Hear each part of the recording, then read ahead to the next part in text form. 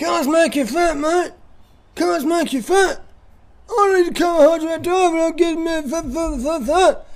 I can't hear what you're saying. Your mouth's too full of fat. Fat you eat's the fat you where? Smoothie, 2,500 calories of fructose, glucose, sucrose, sugars, simple sugars to nourish the red blood cells in the brain. The brain runs on glucose. I don't know what to do anymore.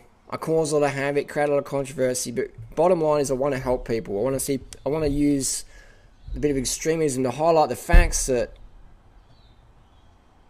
nature is where it's at. Natural foods, alright? Natural foods. Man's ego has commodified food. And then we want to be successful in food industry. So we make our food like more powerful market share than other foods. So you got the meat industry, dairy industry, ego, just like trying to muscle on in and make other food industries look subpar. Think about it. Step back and think about it. Calm the fuck up and see what's going on. It's the ego in the food industries. You got the evil and you got the greed, but it's the ego wanting to dominate. So be careful who you listen to. Don't fuck up your health, fuck up your life because you listen to someone's ego. Listen to your own heart. If you want to make choices in life, listen to your own fucking heart. Not someone else's ego. Not me, not anyone else. Listen to your heart. If what I say makes, if what we say, being Freelee, what we say makes sense, cross-check it with your heart. Always cross-check with your heart.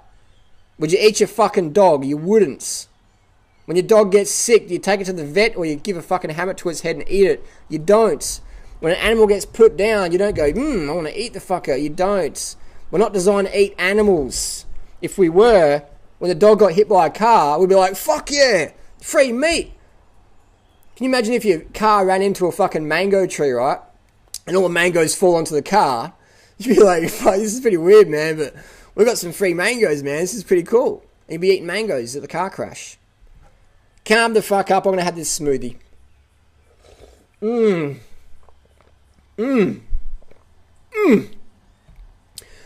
going to call this smoothie oral sex. Because it's very pleasurable. It's very good.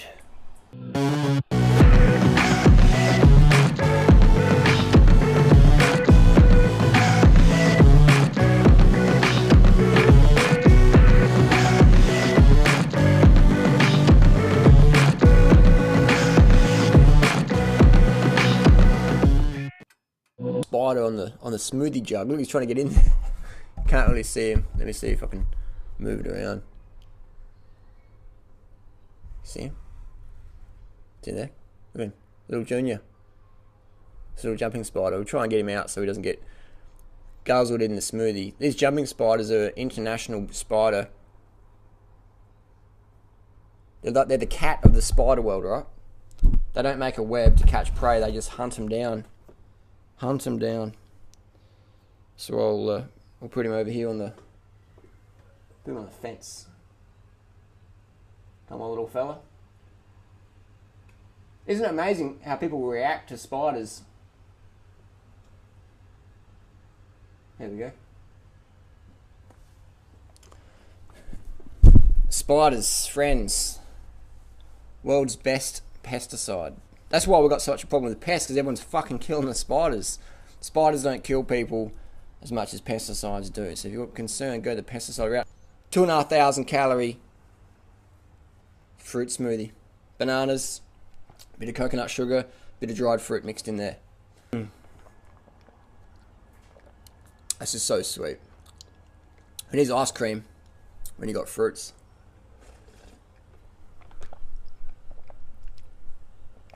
You can taste the calories in that. That's fucking good. A lot of fruits people eat, there's no sugar there. There's no calories. So people eat it for a bit, eventually just hit, boom, just hit exhaustion. Because they're not getting enough carbohydrate calories to sustain their lifestyle or the lifestyle they would like to live. Other people say, I can just eat 1,500 calories a day. That's all I need. If that's all you need to live the lifestyle you love living, for sure. I wish I could live on 1,500 calories a day. Save money on food, save time on eating. Be great. I wish I couldn't eat at all. But actually I don't, because I actually do like eating. But you know what I mean? You know what I mean? I do like eating. I've got to say, eating is fucking enjoyable. Especially when it's tasted like this. Hang on, I'll sip. So all of the digital scales, they should be coming soon. Because people like to go the thumbs up. So we're going to get the digital scales. Weigh everything out, take photos of it, video, whatever. Be even more objective. Whatever objective stuff you want me to do, post it down below. I do browse comments, but obviously I can't read everything or reply to everything, but I do, get the common gist of what's going on. So please post it down below what you want me to do, and we'll do it. I have been having some problems with my computer, so some of my videos are exporting, then I have to do it again because it's fucking up. This MacBook's getting worn out. I'm going to probably take it in today to try and get a service on it. Get it sorted out. Cool shirt from Nick Nutrition. How's that, eh? Carb the fuck up. 80-10-10. Sleep water, sugar. Fruit's your friend. And it's got the vegan shirt that I normally wear. Hilarious.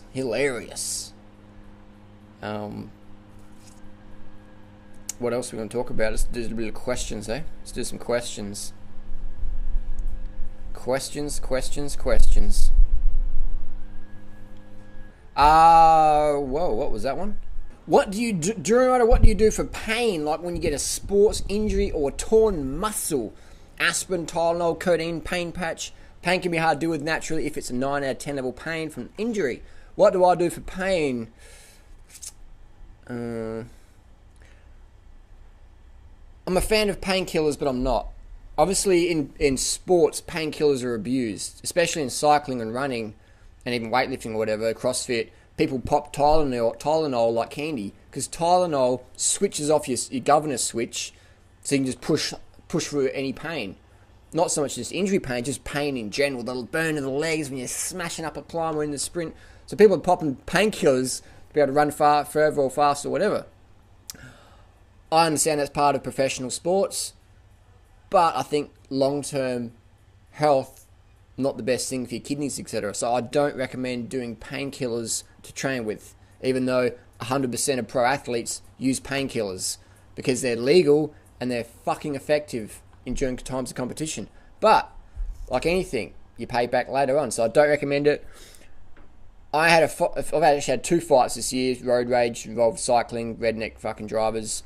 One of those fights involved me cracking a tooth, and that fucking did hurt. So I did take ibuprofen.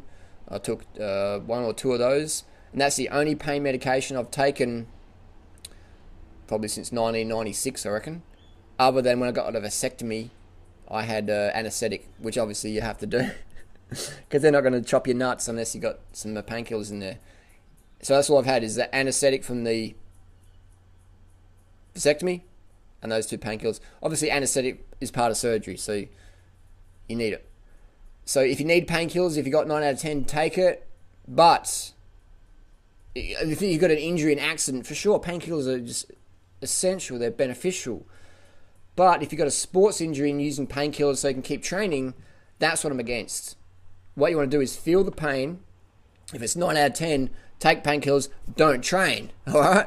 Don't train because you're going to give yourself more injury. I see it all the time. People in marathons or whatever got a bit of a niggle and they think, fuck, I've trained so hard. I want to do the event. I want to lose the weight. Pop some painkillers, bam, stress fracture or whatever because they didn't listen to the body's pain. So pain is beneficial. I don't recommend taking painkillers for recreational use. I don't recommend using painkillers for training. I only recommend painkillers for extreme emergency situations.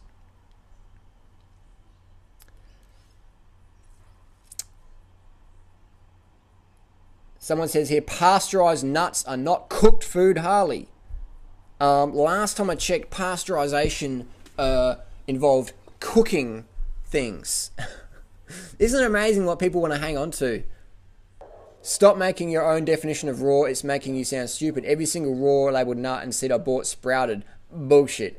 We have my choice in the bin section as raw or dry roasted, and you can see the difference when comparing them to solid. Stop saying they're all cooked. They're not. Look,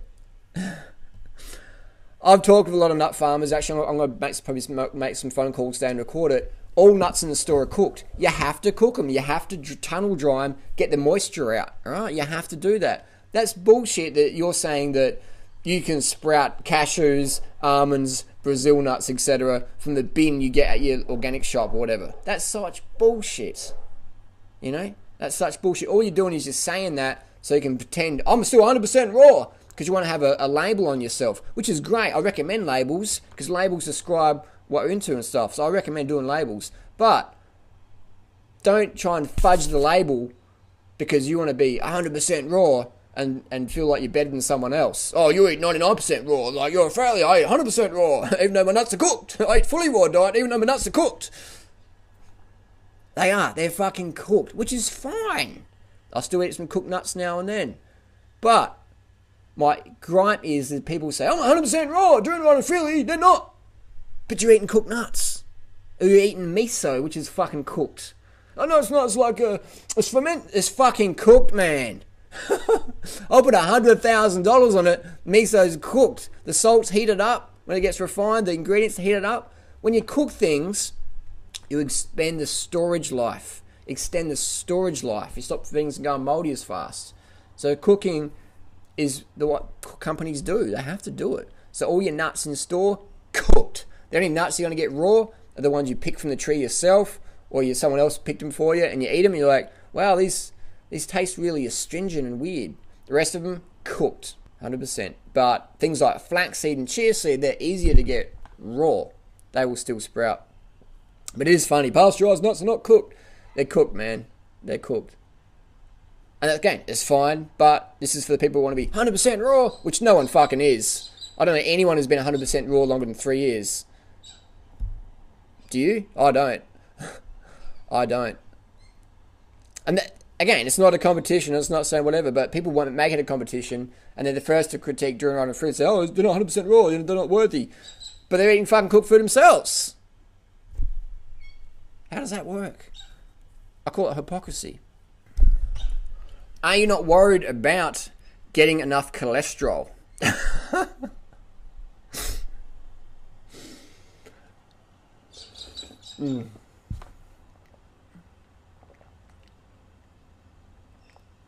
It's been shown with some advances in technology that plants do contain a microscopic amount of cholesterol. Alright? Like just the absolute scrapings of the barrel.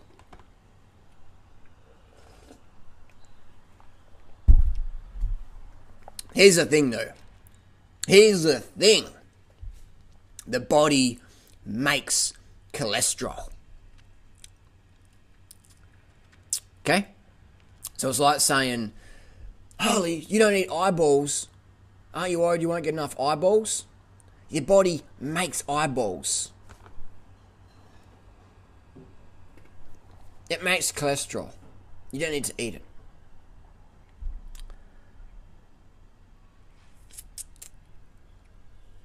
Love hearing all the birds. I wish I was warm in Australia. It's 24 degrees here Fahrenheit. Of course, love the discussion as well. Glad to be awakened to the nut scam. The nut scam. I'm fully raw, but I eat cooked nuts. Doesn't make anyone a bad person, but it is entertaining to see what's coming out, isn't it?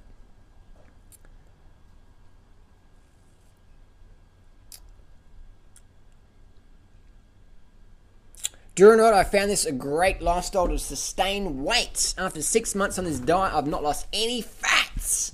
I'm an avid cyclist. What do you recommend to start losing stored fat on a high carb, low fat diet? I don't know.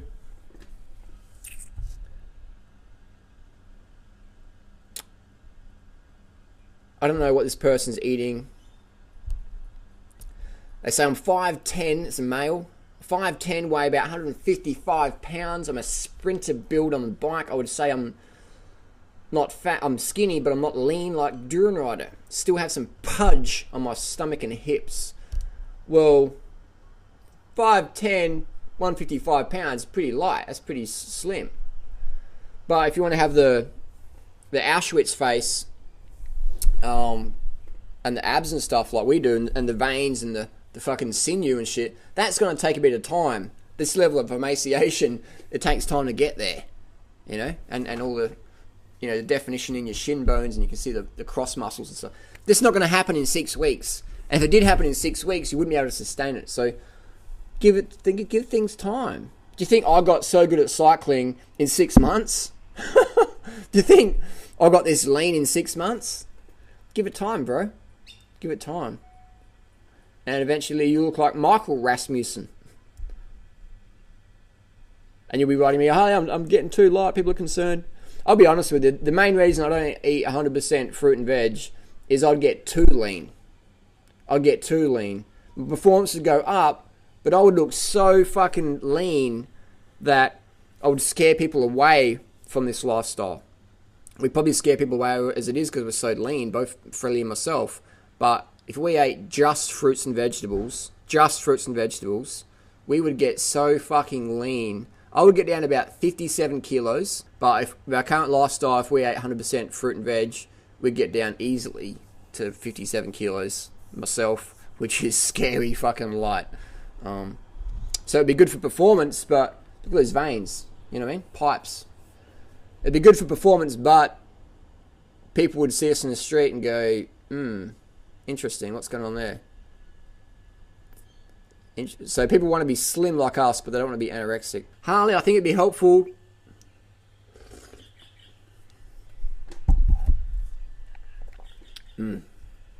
Sugar. Harley, I think it would be helpful to give a thorough explanation of how our body utilizes glucose for energy in scientific terms, for example, processes such as glycolysis, gluconeogenesis, ketosis, etc. I feel that people find it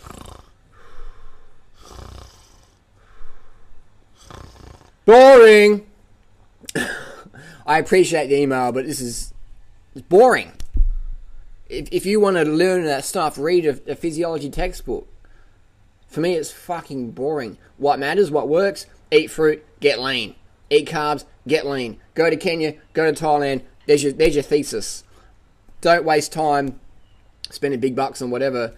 Go travel and ride a bike around villages and cultures and I've slept in people's houses where I didn't even speak their language. They didn't speak English, I didn't speak their language. But I slept in their house. The roofs were made of rusted tin iron. Friendly people, genuine people.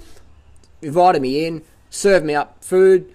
I'm like, oh, I don't eat that, which is hard to explain. I didn't even speak their English, their language. But I had food with me, or they had some fruit, so I ate that.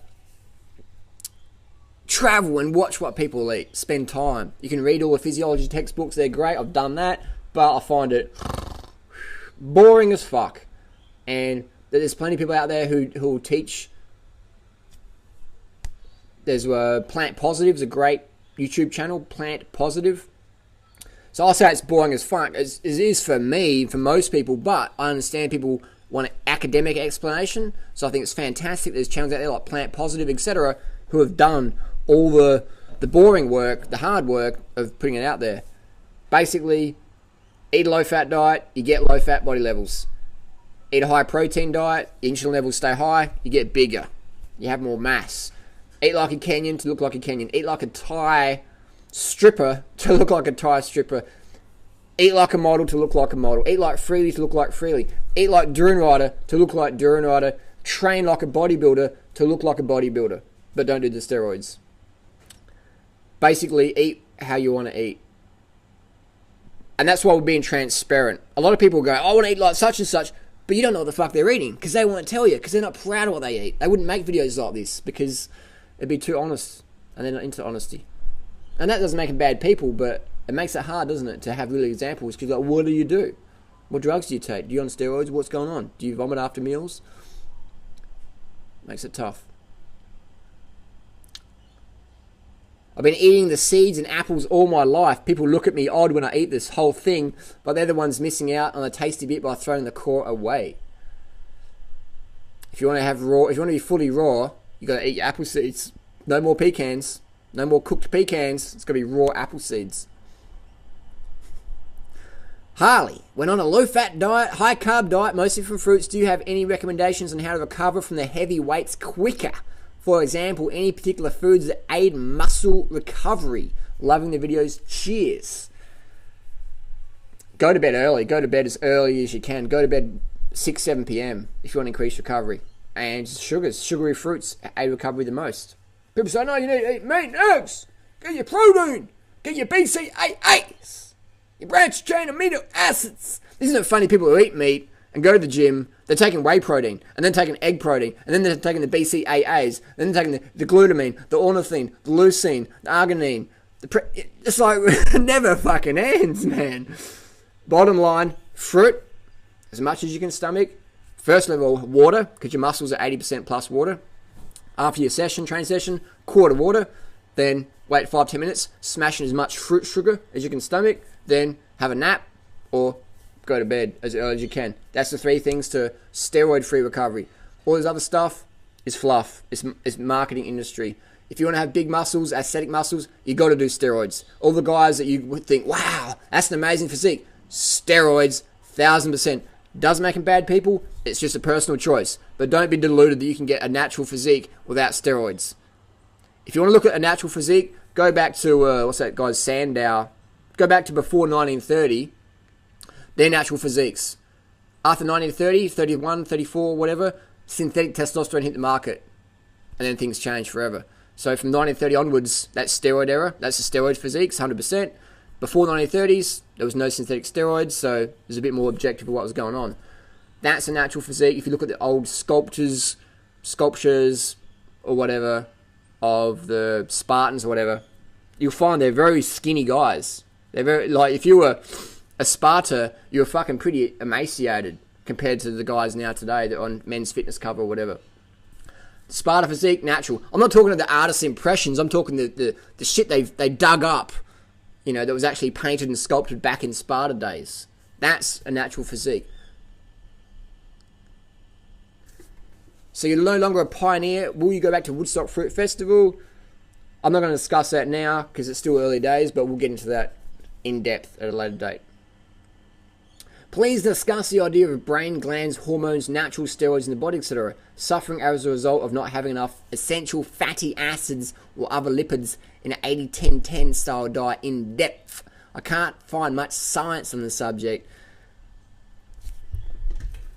What you need to do, though, which has never been done, which never will be done, is a double-blind, randomized control study with a bit of maybe placebo in there as well. And you need to do that for probably 10 years to really have an objective answer. Otherwise,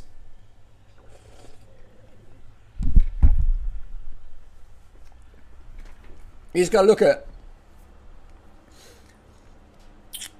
You got to look at how much. You got guys like Rob Wolf and that. They promote almost 100% calories from fat, or at least 80% calories from fat. Rob Wolf promotes all these brain supplements and shit.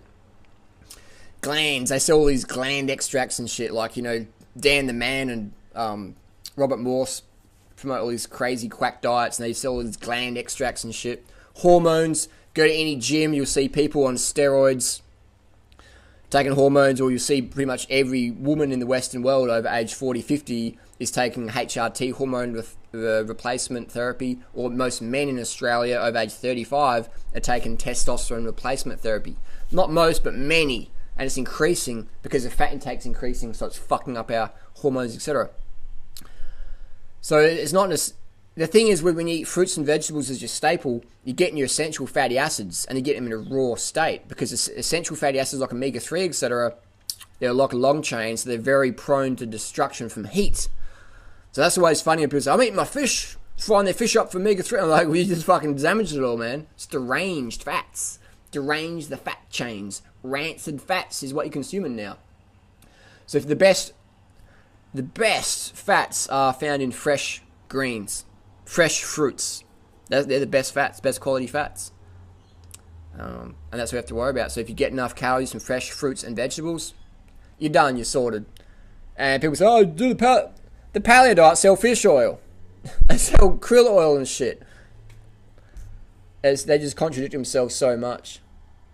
Is there any point in putting a power meter on a beach cruiser? I literally just cruise around. I ride about 10 or 15 miles around my hilly neighborhood, running errands a few days a week. Samantha, I would recommend getting rid of the beach cruiser thumbs up for getting on the bike in the first place. Get rid of the beach cruiser, invest in a road bicycle, entry level, or a hybrid bike. You're going to have much more enjoyment. You're going to want to use it even more. I'd recommend doing that. And then, yeah, get a power meter as well. Power meter Garmin, get on Strava.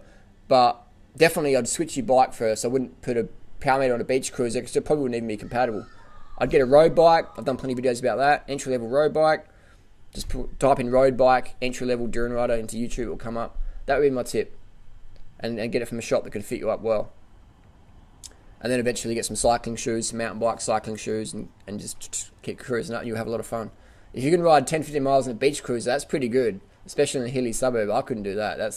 Beach cruisers suck, in my opinion. For me, beach cruisers are good if you got to ride 400 yards to the fruit shop in Thailand and back to the beach or whatever. Otherwise, I don't really rate them because they're just too cumbersome. Macola says to bring carbs down to 25% and to make up for it with saturated butter or sauteed butter, coconut oil, and flaxseed. Well, here's the irony, right? Macola's girlfriend, partner, Erin, she follows us on Facebook. She's a supporter. She's a nice person. I think Macola's alright guy. I've talked to him. He's curious, genuinely curious, interested in what's going on here.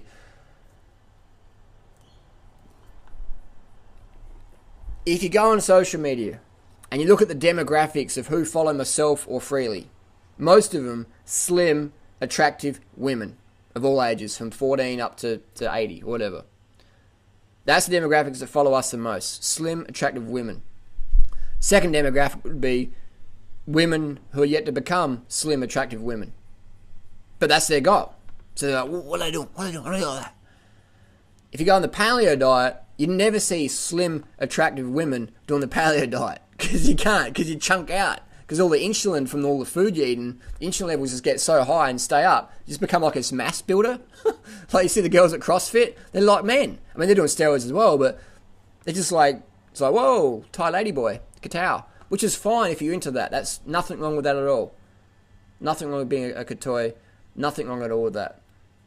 I'm just saying that high fat diet makes you fat. High protein diet makes you bloated, makes you puffy, makes you big. We don't have anorexics following us because they want to get fat. They want to stay slim. So that's why we recommend anorexics get enough calories so they don't fuck up your health. And you can have a slim... I mean, a lot of anorexic girls are going, fuck, what have I done? I've starved myself down to a bag of bones. I look like a broomstick holding up a potato bag. I don't want to do that anymore. I want to have a physique like Freelee, which is still pretty slim, but it's not unhealthy slim. And I want to moved up to that. And it's a lot better. You feel a lot better. You look a lot better. Life's more fun when you got a bit of weight on you. You don't want to have a body mass index under 18. So I just got an email back from, this is on the nut scam. The nut scam. Fully raw nuts. 100% raw cooked nuts. 100% raw cooked nuts.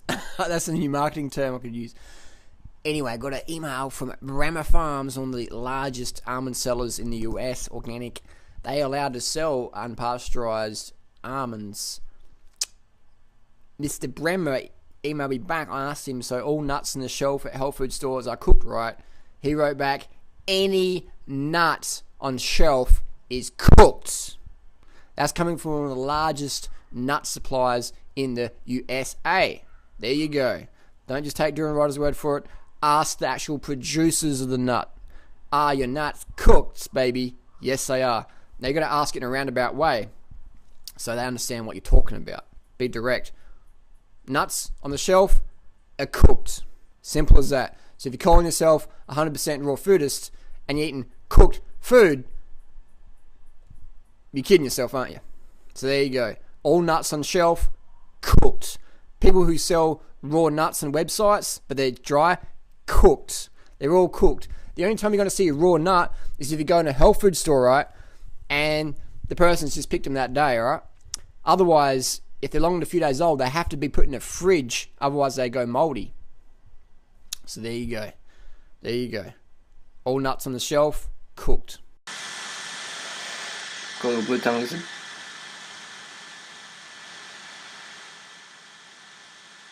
Just gently holding them, not too straight. Little tongue.